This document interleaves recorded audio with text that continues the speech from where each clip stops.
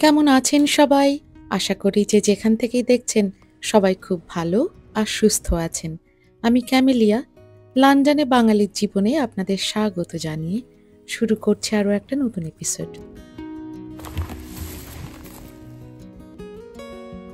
আজ সোমবার, এখন দুপুর 1টা। অফিসের কাজ একটু আজকে তাড়াতাড়ি গুটিয়ে ফেললাম। একদম মন বসছিল না আজ কাজে, জানেন। সংসারে কিছু কাজ সেরে ভাবছি বাঙালি একটা সুপার মার্কেটে যাব আজকে। কয়দিন ধরেই ভাবছিলাম একটু ইলিশ মাছ খাবার কথা। খুব ইচ্ছে হচ্ছিল, কিন্তু সময়ের অভাবে আর যাওয়াই হচ্ছিল না। আজ মনে হলো অফিসের কাজটাকে একটু তাড়াতাড়ি সামলে ফেলি। আজ যা বাকি আছে কালকে সেরে নেব। আর বাড়ির কিছু কাজ সেরে লিয়ানাকে আনতে যাওয়ার আগে একটু বাঙালি সুপার মার্কেট হয়ে ঘুরে আসি। আজকে সকাল থেকেই মেঘলা, ফোরকাস্টে দেখাচ্ছে বিকেলবেলায় বৃষ্টিও হবে।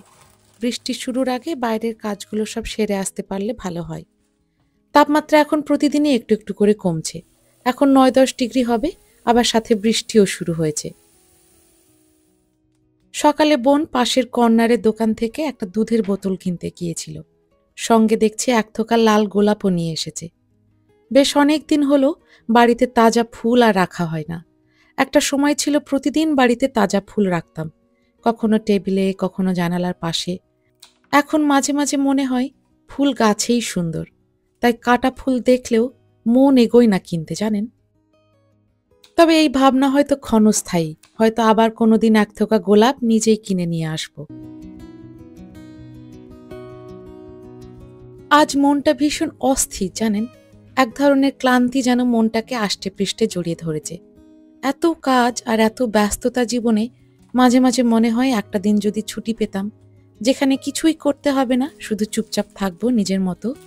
অফিস, ঘর সংসার সামলানো, লিয়ানার দেখভাল, এই 3টে জিনিসেই যেন পুরো দিনটা কেটে যায়। দায়িত্ব এতটাই যে মাঝে মাঝে নিজেকেই খুঁজে পাওয়া যায় না। তাহির মাঝে মাঝেই বলে, চাকরিটা ছেড়ে দাও, নিজের জন্য একটু সময় বের করো।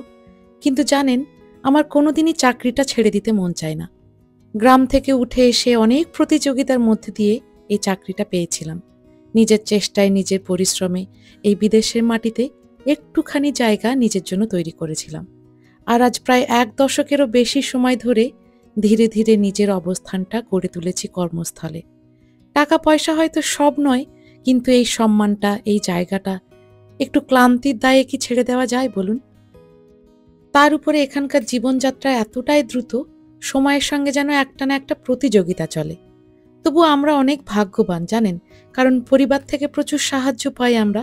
তাহিরের মা বাবা, ভাই, আমার নিজের বোন, সবাই মিলে লিয়ানার যত্নে আমাদের সবসময় পাশে থাকেন।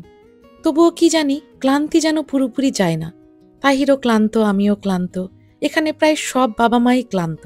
এখানে অনেকেই আছেন যাদের কোনো পরিবার নেই, জানেন।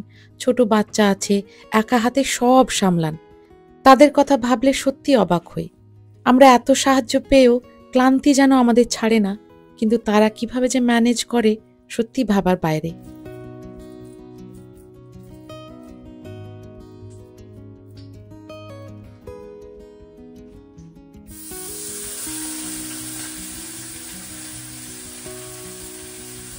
গল্পে গল্পে বলাই হয়ে উঠল না। এগুলো হচ্ছে ল্যাম্ব কিমা, একদম মশলাপাতি মাখানো। কদিন আগে তো কিনে নিয়ে এলাম, আপনারা দেখেছেন অন্য একটি এপিসোডে। মশলাপাতি সব মাখানো আছে, শুধুমাত্র হাতে একটু এইভাবে শেপ দিয়ে একটু ভেজে নিচ্ছি। ভাজা হয়ে গেলে বাগান থেকে কটা সবজি তুলে নিয়ে এসে এটার সঙ্গে একটা ঝোল মতো করব। তবে এই মশলা মাখানো মাংসগুলোতে কিন্তু প্রচণ্ড ঝাল থাকে, লিয়ানা খেতে পারবে না। ওর জন্য কিন্তু আলাদাভাবে একটু চিকেন আগে থেকেই আমার করা ছিল, আজ রাত্রিবেলায় ও ওটাই খাবে। লিয়ানাকে যে ঝাল খেতে দিই না তা নয়, তবে এই কিমাতে যা ঝাল আছে বড়দেরই কষ্ট হয় খেতে, তো ও তো মুখেই নিতে পারবে না এত ঝাল। দৈনন্দিন ব্যস্ততার উপরেই এখন তো চলছে নতুন বাড়ি কেনার একটা উপরন্তি ব্যস্ততা। আপনারা তো সে তো জানেন, আমরা যে বাড়িটা কিনছি সেটা লন্ডনের একেবারে প্রান্তে, শহরের ঝঞ্ঝাট থেকে একটু দূরে। আমরা চাই লিয়ানাকে একটা শান্ত পরিবেশে বড় করতে, যেখানে শহরের ঝঞ্ঝাট কম থাকবে, সঙ্গে একটু করে থাকবে গ্রামের ছোঁয়া। স্কুলে পড়তে যাওয়ার পথটা হবে নিরিবিলি, গাছপালায় ভরা একটা সোজা শান্ত রাস্তা, চারিদিকে পাখির শব্দ। এমনটাই চেয়েছিলাম ওর জন্য। বেশ কয়েকটা বাড়ি খোঁজার পর মনের মতো একটা বাড়ি পেয়েছি। তবে সেই বাড়িটা সেই জুলাই মাসে পছন্দ করে এসেছিলাম, মনে আছে? জুলাই মাস থেকে এই যে অক্টোবর মাস হতে চলল, কাগজপত্রের কাজ এখনো শেষ হয়নি। এইখানে বাড়ি কিনতে গেলে এতটাই সময় লাগে জানেন। একদিন আপনাদের সামনে তুলে ধরবো ঠিক কি কি প্রসেস হয় এখানে একটা নতুন বাড়ি কিনতে গেলে। এই যে দেখছেন, এখনো বাগান থেকে সমানে টমেটো পেয়ে যাচ্ছি। অক্টোবর মাস হতে চলল, গাছগুলো মৃত প্রায়, এখন আর নতুন করে কোনো ফল ধরবে না। গাছগুলো থেকে পাওয়া শেষ ফলগুলো এখন তুলে নিচ্ছি। এই যে দেখুন, এখানে কালো টমেটো ধরেছে, আর কটা দিন পরে এগুলো তুলে নিয়ে যাব। আর কটা সপ্তাহের অপেক্ষা, তারপরেই হাতে পাবো নতুন বাড়িটার চাবি। তারপর তো শুরু হবে একদম একটা নতুন অধ্যায়, এই বাড়ি থেকে ও বাড়িতে উঠে যাওয়ার লম্বা একটা যাত্রা। তবে এই বাড়িটাও যেহেতু আমাদেরই, আমাদের এই বাড়ি থেকে উঠে যাওয়ার জন্য তেমন কোনো হুড়োতাড়া নেই। তবে ইচ্ছে আছে নতুন বছর শুরু হওয়ার আগেই কিন্তু আমরা নতুন বাড়িটায় উঠে যাব। ততদিন অবধি আস্তে আস্তে জিনিসপত্র সরাবো এই বাড়ি থেকে ওই বাড়িতে, মাঝে মাঝে গিয়ে থেকেও আসবো, এইরকমই একটা পরিকল্পনা আছে। তবে এখন থেকে শুরু করে বছরের শেষ পর্যন্ত একটা লম্বা দায়িত্ব অপেক্ষা করছে আমাদের জন্য। একটি স্থায়ী ঠিকানা থেকে নতুন একটি ঠিকানায় উঠে যাওয়া মানে জীবনের অনেক কিছু এক এক করে পাল্টে দেওয়া। প্রয়োজনীয় সমস্ত ঠিকানা বদলাতে হবে, অফিস, হাসপাতাল, ব্যাংক, সবকিছুর কাগজপত্র টাইমে সামলাতে হবে। নতুন বাড়িটাতে আবার কিছু কাজও করাতে হবে জানেন, সময় মতো মিস্ত্রি ডেকে সেগুলোকেও সম্পূর্ণ করতে হবে। লিয়ানার জন্য আবার নতুন একটা নার্সারি খুঁজতে হবে। সব মিলিয়ে এখন থেকে একদম বছরের শেষ অবধি প্রচুর কাজ। তবে এই কাজখানা যেন খুব আনন্দের কাজ। নতুন বাড়িতে উঠে যাচ্ছি, ভাবলেই আনন্দ হচ্ছে।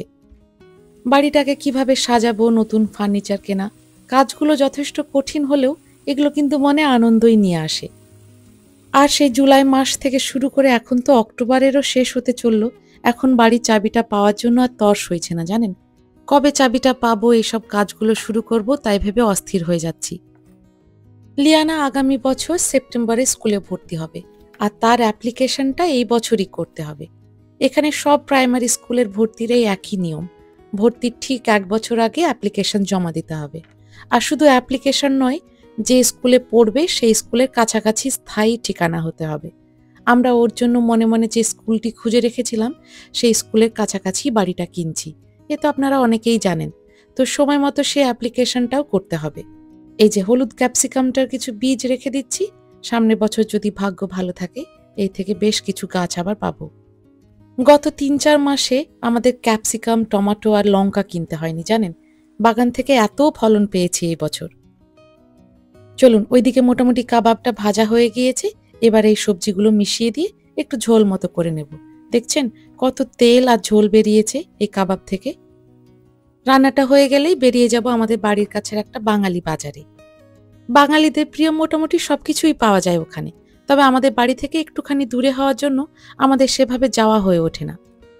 কদিন থেকে আমার ভীষণ ইলিশ মাছ খেতে ইচ্ছে হচ্ছিল, ভাবছি আজকে গিয়ে একটা ইলিশ মাছ নিয়ে আসি, আর সঙ্গে যদি কোনো সবজি পাই তাহলে সেগুলো নিয়ে আসব। কিছুদিন আগে বাঙালি বাজার থেকে নিয়ে এসেছিলাম কিছু সবজি, কিন্তু সেদিন আর মাছ কিনে নিয়ে আসা হয়নি। সেদিন হাতে তেমন সময় ছিল না, মাছটা একটু হাতে সময় নিয়ে বেছে বেছে কিনতে ইচ্ছে করে। এই যে সবজিগুলো খুব ভাজলাম না, একটু কাঁচা কাঁচা করে রাখবো, গাছের সবজি তো যত কাঁচা কাঁচা থাকবে তার আসল টেস্টটা পাওয়া যাবে। চলুন, মোটামুটি হয়ে গেছে, এবার বেরিয়ে যাই।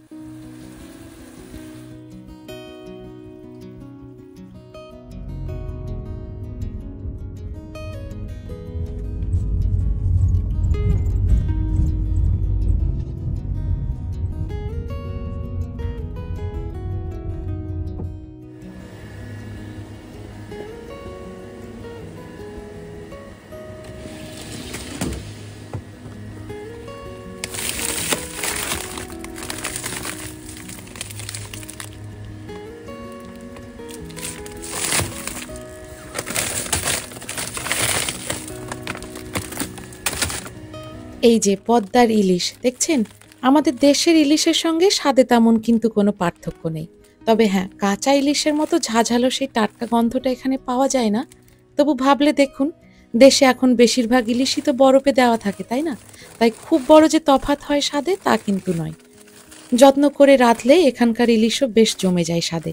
এই যে বিভিন্ন রকমের আছে, তবে এই যে নীল প্যাকেটের মধ্যে যে ইলিশটা দেখছেন, পদ্মার ইলিশ লেখা, এই ইলিশটাই সব থেকে ভালো হয় খেতে।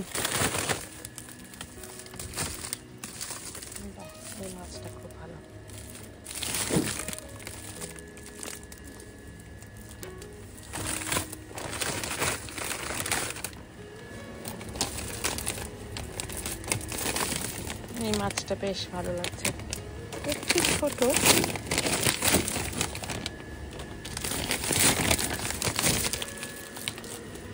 এই যে অনেক বেছে বেছে এই মাছটা নিলাম, এটা বেশ মনে ধরলো, একটু সাইজে ছোট, কিন্তু এটা আমার বেশি ভালো লাগলো। এই ইলিশগুলো 29 পাউন্ড 99 পেন্স পার কিলো, মানে প্রায় 3,500 টাকা প্রায় কিলো আমাদের ভারতীয় মুদ্রায়। এই যে চলুন এই দোকানটা আপনাদের একটু ঘুরিয়ে দেখায়। এখানে বিভিন্ন রকমের ছোট বড় দেশি মাছ পাওয়া যায়, বাংলাদেশ থেকে আসে, ভারত থেকে আসে। বাহ, এখানে দেখছি কিছু দেশি কইও আছে আজকে, দেখি একটা প্যাকেট নিয়ে নিই।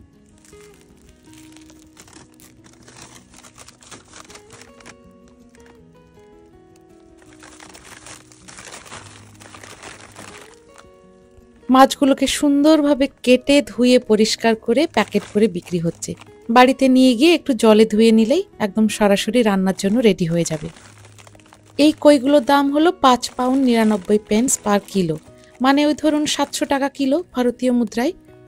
আশ্চর্যজনকভাবে আমাদের মুর্শিদাবাদে কই মাছের দাম আর এখানকার কই মাছের দাম মোটামুটি প্রায় একই। কদিন আগে আমার বাপির সঙ্গে কথা হচ্ছিল, বাপি বলছিল কই মাছ কিনে নিয়ে এসেছিল ওই রকম 500-600 টাকা কেজি, আবার কোনোদিন সাইজে কইটা বড় হলে তখন 700-800 টাকা পর্যন্ত হয়ে যায়। এই যে দেখুন এখানে কিছু শুটকি মাছ বিক্রি হচ্ছে। আজকের কইটা ভীষণ ভালো পেলাম, বেশ বড় বড় আকারের। আর এই যে দেখুন ইলিশ মাছটা কাটা হয়ে গিয়েছে, সুন্দর করে সাইজ করে নিয়েছি। এই মাছটা এখন গিয়ে শুধুমাত্র ফ্রিজে ঢুকিয়ে দেব, কাল পরশুর মধ্যে আবার রান্না করে ফেলবো। এই বরফের ইলিশ মাছগুলো বাড়িতে কাটতে একটু অসুবিধা হয়, প্রথমে বরফটা ছাড়িয়ে তারপরে কাটতে হয়। এখান থেকে কেটে নিয়ে গেলে পিসগুলো খুব সুন্দর হয়, ইলেকট্রিক কাটার এখানে কাটে। আর এই যে এখানে দেখুন রুই মাছ বিক্রি হচ্ছিল, রুই মাছগুলো আবার পিস হিসাবে বিক্রি হচ্ছিল। একটা গোটা রুই মাছের দাম 16 পাউন্ড 99 পেন্স দেখাচ্ছিল, প্রায় 2000 টাকা। আর দুটো নিলে পড়বে 29 পাউন্ড 99 পেন্স, মানে ভারতীয় মুদ্রায় সেটা হবে প্রায় 3,500 টাকা, মানে প্রায় 500 টাকা কম। এখানে গলদা চিংড়ি, পাবদা, কই, মৌরালা, রুই, কাতলা, প্রায় সব ধরনেরই ছোট বড় বাঙালি মিষ্টি বা নোনা জলের মাছ পাওয়া যায়। দেশের মতো হয়তো অতটা স্বাদ হয় না, তবে ওই যে বলি যা পাওয়া যায় সেটাই ঢের। এই যে এখানে কিছু দেশি শিম বিক্রি হচ্ছে, আর পাশেই ছিল মেথি শাক, পাওয়া যায় সবই। কয়েকদিন আগেই নিয়ে গিয়েছিলাম এই দেশি শিমটা, বেশ ভালো হয় খেতে। আজকেও কিছুটা নিয়ে নিচ্ছি। এই দোকানটায় আবার সারা বছর ছোট ছোট আমও পাওয়া যায়, টক আমগুলো। যখনই আসি না কেন ছোট ছোট আমগুলো দেখতে পাওয়া যায়। এই যে হয়ে গিয়েছে, এতটাই যথেষ্ট। বেশি নিলে আবার শুকিয়ে যাবে, তখন পরে আবার শুকনোগুলো খেতে হবে। এই যে দেখছেন এখানে কাঁঠালের বিচিও বিক্রি হচ্ছে। আর এই যে এখানে কিছু দেশি বেগুন, লাউ, আর এই যে ছোট আমটা, যে আমটার কথা বলছিলাম একটু আগে। বাহ, আজকে বেশ কটা টাটকা কচুর পাতাও তো দেখছি, মাঝে মাঝেই দেখতে পাই, এখানে এলেই দেখতে পাই কচুর পাতা, পুঁই শাক। আর এই দেখুন দেশি কাকরোল, সবকিছুই পাওয়া যায় এখানে। আর এই যে পাশে এখানে আছে সজনের ডাঁটা। মাঝে মাঝে আমার মনে হয় এইখানকার দেশি দোকানগুলোতে যা দেশি সবজি, মাছ, মাংস, মশলাপাতি যা সব সময় পাওয়া যায়, দেশেরই মনে হয় অনেক দোকানে পাওয়া যায় না। শুধু একটাই কষ্ট যে এই বাজারগুলো সবসময় বাড়ির পাশে হয় না, অনেকটা দূরে দূরে হয়, সেই কারণে আসা হয়ে ওঠে না। বাজার করলাম একটু ইলিশ, দেশি কই আর কচুর শাক, খুব তাড়াতাড়ি ওগুলো রান্না করতে হবে।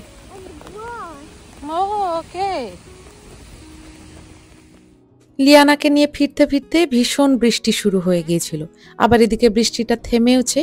বৃষ্টিটা থামার পর দুজনে মিলে একটু হাঁটতে বেরিয়েছি। এই যে এই দেওয়ালটার পাতাগুলো দেখুন কি সুন্দর রং ধরেছে, একদম লাল ফুলের মতো লাগছে, মনে হচ্ছে যেন এখানেই দাঁড়িয়ে দাঁড়িয়ে এটাকে দেখি। যাই হোক, আজকের এপিসোডটি আর লম্বা করছি না। আশা করছি আজকের এপিসোডটি আপনাদের ভালো লেগেছে। ভালো লাগলে একটা লাইক, শেয়ার আর সাবস্ক্রাইব করবেন।